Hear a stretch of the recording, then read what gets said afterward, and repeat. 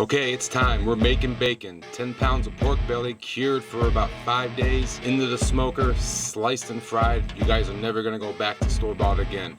My name is Rich. This is RACZ Barbecue and Grill. Let's get cooking.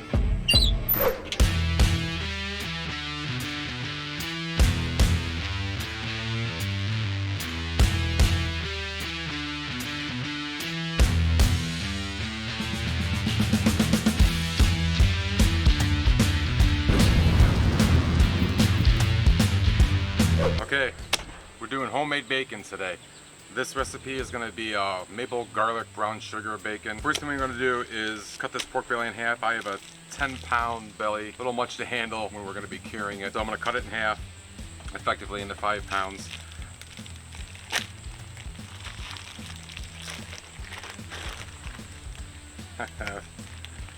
She's a beauty. And if you've never done this before, any meat that's vacuum sealed, when you first open it up, there may be a little bit of an off-putting smell to it, but it's fine. It's normal for it to do. The bees are smelling it. So we're gonna get this cut right down the middle.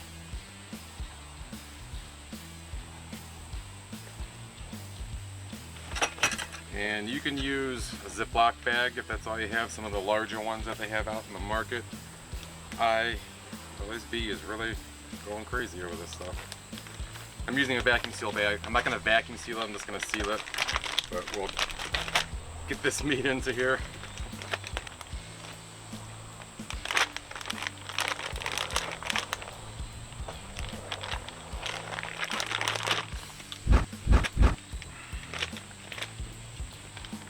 Holy sh**. Okay, and these bees are losing their mind, so I'm putting these in the fridge for now. Okay, pork belly's in the refrigerator. The bees have gone for now. They'll be back, I'm sure, as soon as we bring that stuff back out. So this is a wet cure. You can do a dry cure as well, but this is a wet cure. So follow the recipe exactly. It does not carry over into a dry cure. I want to talk a little bit about the prog powder. Prog number 1. This is what's going to cure the pork belly for us. Follow the recipe. I'm going to do 2 batches, right? I got 2 5-pound pork bellies now that I cut the 10-pound in half. So I've already gone through the calculator online that tells me how much prog powder that I need to use. This is the one ingredient that you don't want to double or cut in half if you're doing more or less than what I'm showing you today. For the pork belly, for the bacon, it does come out pretty close, but I want everybody, if you're gonna deviate from 5 pounds, to go. I'll leave the link in the description. AmazingRibs.com. Meathead has a calculator on his website that I use to determine how much salt that we need to use. The important thing about it is too little and it's not going to cure. Too much and people can start getting sick just from having too much of this in their system. If you have a scale, use a scale to measure it out. But real simple, we're going to start with a 1.25 cups of distilled water. You can just use bottled water. I have a reverse osmosis system in the house, so that's where I got mine out of. Into the water, we're going to add a cup of pure maple syrup. And it's important, use the pure stuff. And then 7.5 teaspoons of kosher salt, 7.5 teaspoons of ground black pepper, and about a ½ teaspoon went off with the wind, 7.5 teaspoons of garlic powder, and 5 tablespoons of brown sugar. Last but not least, this came out to, per the calculator, 1.2 teaspoons of the prog powder number 1, which is actually 6.8 grams. So I measured it to 6.8 grams on my kitchen scale. Get that in the bowl. This is just for 1 5-pound. I'll do another batch off camera to get it ready. The bee's back. Abby likes the maple syrup. Get that all whisked together. Okay, I'm gonna go get one of the 5-pound pork bellies. I know these things are gonna come back. We'll be right back. Okay, we're gonna do this fast. Into one of the 5-pound pork belly bags.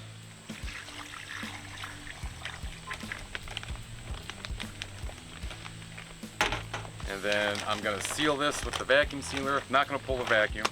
See, there's the bees, they're back. And then into the refrigerator for 5 days. Every day, flip it over and just massage it a little bit like you're trying to Netflix and chill. And then we'll be ready to pull it out and get it in the smoker. Okay, it's day 5. We're taking this out of the refrigerator now, rinsing it off in the sink, onto a couple cooling racks, back into the refrigerator. Let it sit in there to dry out for 24 hours so the pellicle forms. The pellicle is nothing more than just a protein that builds up on the surface of the pork belly.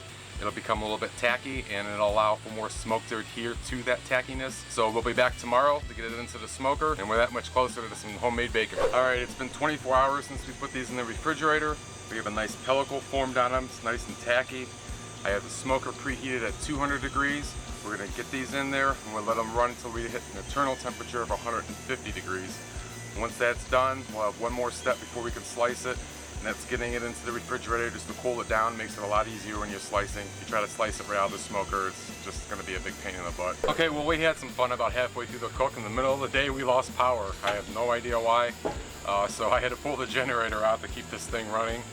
One of the downfalls of a pellet grill, right? So it's all right. We got it going. Everything's rolling out. All right, it's been 3 hours. These have been in the smoker. One's at 150 now. The second one's still at 144. I'm gonna pull the one out that's at 150 and put it on a cooling rack and get it into the refrigerator. Both pork belly halves in the refrigerator right now. The only reason we want to cool them down like that is it's just a lot easier to slice when it's cold. So I'm gonna let them sit overnight. Don't have to go that long. Probably, I don't know, 4 hours would be good enough. Just so it firms up. Like I said, it makes it easier to slice. So that'll be our next step. We'll come back tomorrow, get these sliced up, throw some on the flat top, and try them out, see what we end up with.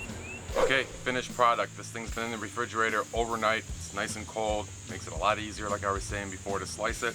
And I mean, this thing just looks incredible. The first thing we're gonna do is just cut off the rough ends, just square it up. Nice sharp knife. And we're not gonna throw this away. We're gonna save this, cube it up, and make bacon lardons out of it, right? We'll use it for baked beans, skillet corn, lots of uses for that, so that's not garbage. See the inside of the pork belly, the nice pink that we have still, that's from the curing salt. Without the curing salt, not only does it add that bacon flavor that we're all used to, but without the curing salt, this would have like a gray tint to it, which is not very appetizing when you look at it. So it's a couple of the other reasons why we use the curing salt, besides just to preserve it. So there are two ways that you can slice this. You can use a nice long sharp knife, do it by hand, or you can use a deli slicer, which is what I'm going to use because I do not possess the skills, as I'll show you here, to slice the bacon with a knife. And especially too, if you like your bacon nice and thinly sliced, it's going to be more difficult with this. Maybe you guys can do it. Some of you out there that are watching, you know, hats off to you. Like I said, I don't possess those skills, but we'll try and get a thick sliced piece off of this. See how it comes out. Look at that, not too bad. Maybe I do have a little bit of skill. So that's our first slice. I am going to take this in the house and run the rest of it on the slicer, and then we're going to get some on the flat top, cook them up, give them a taste, stick around for the final result. Alright, so it's time to fry some of this bacon up. A little bit of oil down on the grill.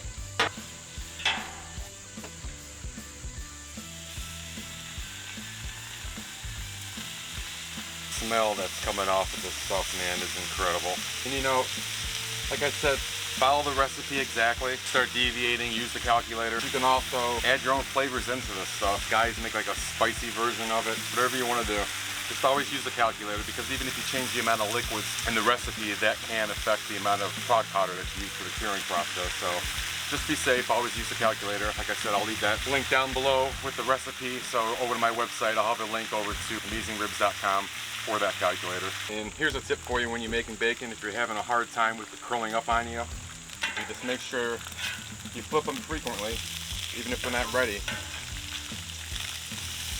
It'll help keep them nice and flat.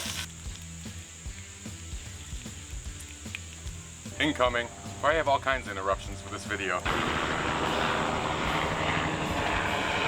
Alright, bacon's done. Get them off onto a paper towel, just let them drain up a little bit. And there we go, man. This stuff is just phenomenal. You notice around the edges it's a little dark. That's from the brown sugar in the recipe, so it's nothing to worry about. So I'll let these cool down for a couple minutes. I'm going to throw some eggs down because it's time for breakfast and I'm starving.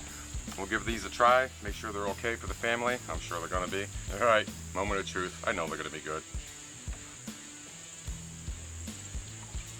I'm